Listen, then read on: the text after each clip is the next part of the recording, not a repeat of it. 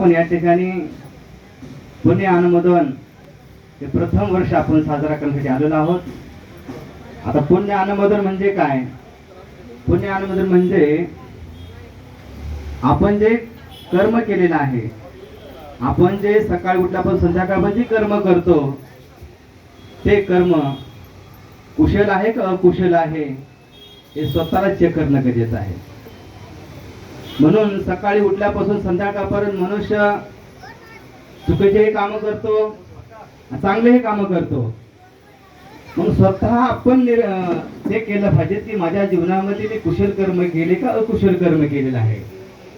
आणि पुण्य अनुमोदन हा जो कार्यक्रम आहे, हा कार्यक्रम आजकालचा नाही, हे भगवान बुद्धाच्या काळापासून चालत आलेला कार्यक्रम आहे.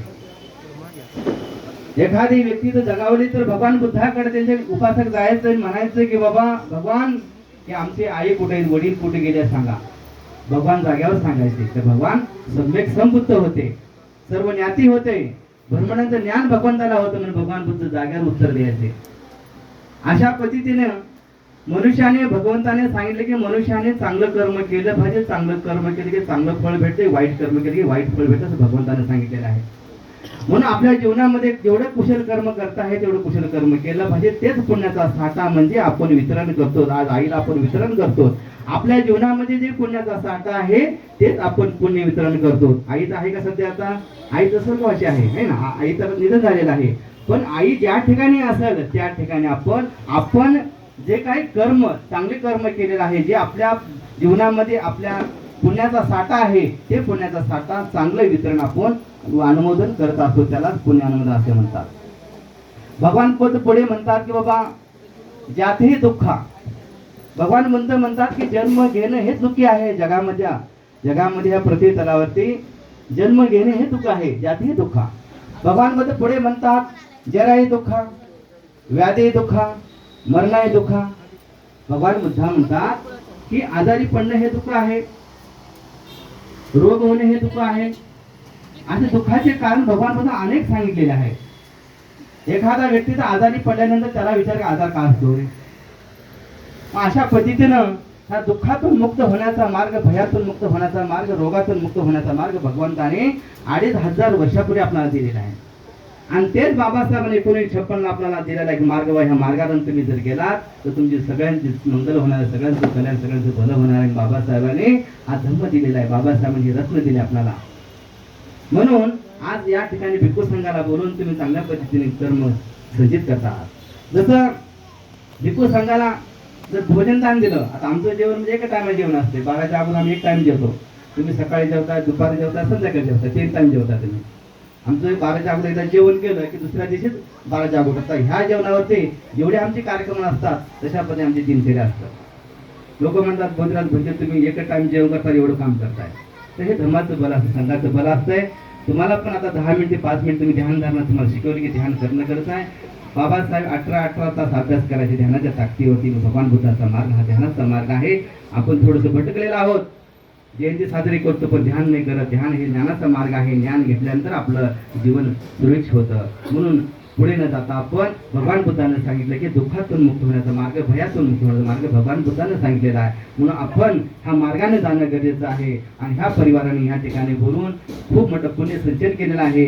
म्हणजे पुण्य म्हणजे कसं, जसं पावसाचं पाणी जमिनीमध्ये पडतं, मुरतं पाणी खोलवर ओलावा होतो. जसं वटवृक्ष असतं झाड, 1000 वर्षाची उंच वटवृक्षाचं असतं, तशा पद्धतीने ह्या परिवाराचं पुण्य लाभतं. तो येणाऱ्या पिढीला हे पुण्य लाभत असतं. एवढं मोठं भिक्खू संघाला दान दिलेलं आहे. बघा, भगवंताच्या काळामध्ये जर पाहिलं आपण, अनेक उदाहरण द्यासारखे आहेत.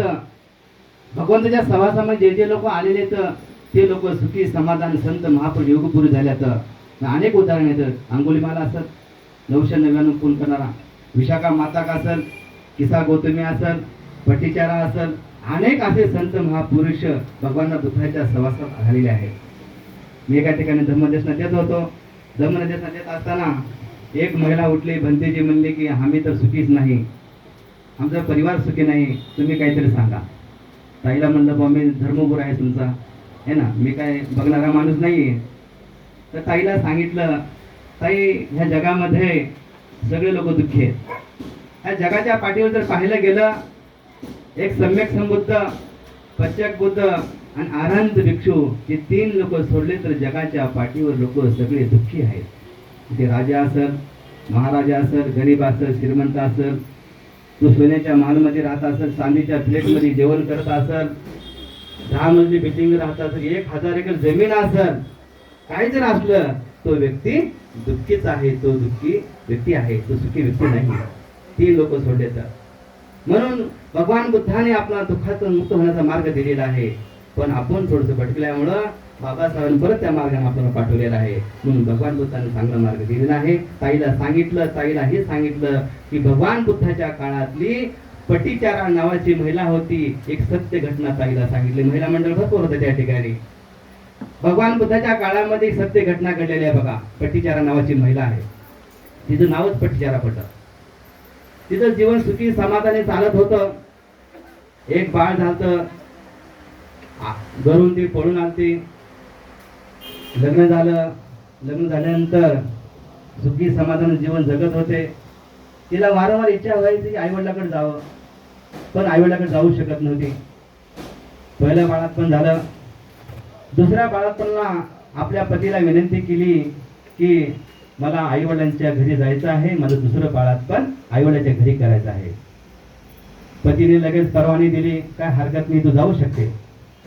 मग 8-9 वर्षाचं बाळ सोबत घेऊन, पोटामध्ये बाळ घेऊन ती माता पटीचारा महिला माता ती हळूहळू आपल्या गावच्या दिशेनं गेली. गावच्या दिशेनं जात असता वाटेमध्ये नदी लागली. नदीला थोडंसं पाणी होतं आणि नदीकाठी ती थांबली. आता जायचं पुढे कसं. बराच वेळ नदीकाठी थांबल्यानंतर पतीला चिंता पडली की बाबा आपली पत्नी कस काय गेली एकटी. म्हणून धावत धावत धावत धावत तो नदीकाठी आला. आल्यानंतर येण्याच्या अगोदरच त्या मातेने बाळाला जन्म नदीकाठी दिला होता. माता होश नव्हती, माता बेहोश होती. ते पाहिलं पतीनं की आता बाळा उघड्यावर आहे, आपण गवत काढावं आणि गवतावर बाळाला ठेवावं. तो गवत काढण्यासाठी गेला. गवत काढता काढता त्याच ठिकाणी साप त्याला डसला आणि जाग्यावर त्याचा मृत्यू झाला बघा. म्हणजे भगवान बुद्धाच्या काळामध्ये ही सत्य घटना केलेली आहे. जाग्यावर मृत्यू झाला. आता मातेला अर्धा तास 1 तासाने होश आल्यानंतर बघितली तर आपला पती जाग्यावरतीच बाजूला मरून पडलेला आहे. आता माते बा किती दुःखी असेल बघा. एक जन्मलेल्या बाळाला, एक 8-9 वर्षाचं बाळ आहे आणि आपल्या बाजूला मृत्यू पडलेला आपला पती आहे. माता कशी बशी उठती, स्वतःला सावरते, एवढे दुःख व्याकुळ आहे. आता जायचं कुठं म्हणले, परत जाऊ शकत नाही. आपल्या घरी जायचं आई वडिलाकडं आणि आपलं जीवन जगावं असं तिला वाटलं. ते लहान बाळाला घेते, जन्मलेल्या बाळाला, आणि कशी बशी नेऊन नदीच्या पलीकडं गवतावर नेऊन ठेवते.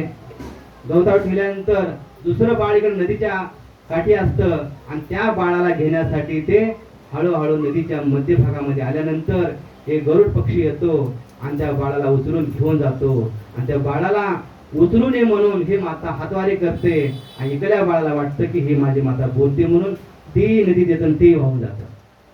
म्हणजे एका ठिकाणी पती गेला, छोटा जन्मलेलं बाळ गेलं, दुसरं बाळ गेलं. किती व्याकुळ असं बघा. म्हणजे आपल्या घरातला एक जर व्यक्ती गेला तर आपण किती दुःखी होतो.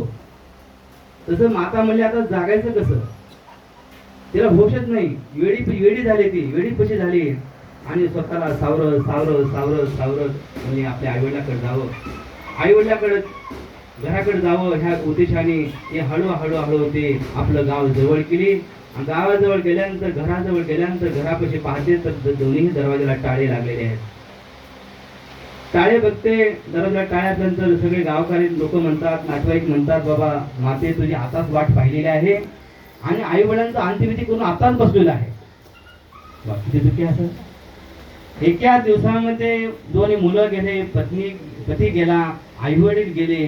तेच पट्टीचारा माता एवढी व्याकुळ झाली, एवढी दुःखी झाली, वेळी पिशी होऊन फिरायला लागली, सैरा वैरा फिरायला लागली. ह्या जिल्ह्यातून त्या जिल्ह्यातून, ह्या गावातून त्या गावातून फिरायला लागली. असं फिरता फिरता तिच्या अंगावर एकही कपडा नव्हता. तिला छोटासा कपडा भगवान बुद्धांना दिल्यानंतर तिचं नाव पडलं पट्टीचारा. असं फिरता फिरता भगवान बुद्धांचं आश्रम तिला भेटलं आणि भगवान बुद्ध त्या ठिकाणी सगळे महाराजे राजे बसले होते, राजा प्रशंसी, विशाखा माता, हे सगळे लोक बसले होते. भगवान बुद्ध त्या ठिकाणी धर्मदेशना देत होते आणि त्याच आश्रमापासून हे पट्टीचारा महिला जात होते. तिथं गेल्यानंतर तिने पाहिले भगवान बुद्धाची वाणी तिच्या कानात पडल्याने तिला वाटलं की आता भगवान बुद्धाकडे आपण जाऊन भेटावं. तिला राहावंसं वाटलं नाही, ते भगवान बुद्ध जाऊन भेटावं. गेटवर गेल्यानंतर लोक तिला नोकर चाकर तिला काही येऊ देत नाही. तिची दशा पाहून भगवान बुद्ध सम्यक संबोध तेव्हा ब्रह्मणाचे ज्ञान होते. भगवान बुद्धाने आपल्या ज्ञानाच्या बलाने बघितले आणि म्हणजे की त्या मातेला येऊ द्या, ती माता खूप दुःखी आहे, ती माता खूप व्याकुळ आहे. भगवान बुद्धाने आपल्या ज्ञानाच्या बलाने बघितल्यानंतर त्या मातेला जवळ केलं आणि त्या मातेला भगवान बुद्धाने दुःख मुक्तीचा मार्ग सांगितला आणि भिक्खू संघामध्ये भिक्षुनी बनवलं आणि तेच पट्टीचारा माता एक संत झाले, एक महापुरुष झाले, एक योग पुरुष झाले. बघा किती भगवान बुद्धाचा मार्ग आहे. भगवान बुद्धाच्या मार्गाला जे जे लोक येतील ते लोक संत, महापुरुष, योग पुरुष सगळे पुरुष होतील. एवढा दुःखातून मुक्त होण्याचा मार्ग हे फक्त भगवान बुद्धाचा आहे. जगाच्या पाठीवर कुठलाच मार्ग नाही, फक्त भगवान बुद्धच मार्ग आहे की दुःखातून मुक्त होण्याचा मार्ग फक्त भगवान बुद्धाचा आहे, दुसरा कुठलाच नाही. म्हणून